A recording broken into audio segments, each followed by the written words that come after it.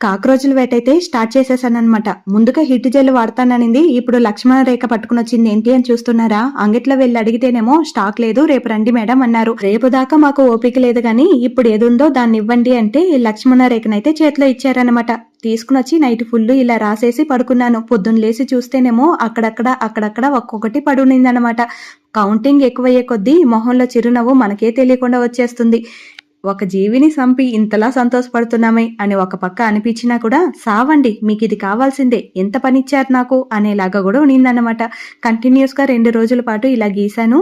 ఇన్ని కాక్రోచులైతే బయటపడింది. పర్వాలేదు, లక్ష్మణ రేఖ కూడా వాడుకోవచ్చు. అందులో కూడా గ్రీన్ కలర్ వస్తుంది కదా, అదైతే వేస్ట్. వైట్ కలర్ చాక్ పీసే అడిగి మరీ తీసుకోండి.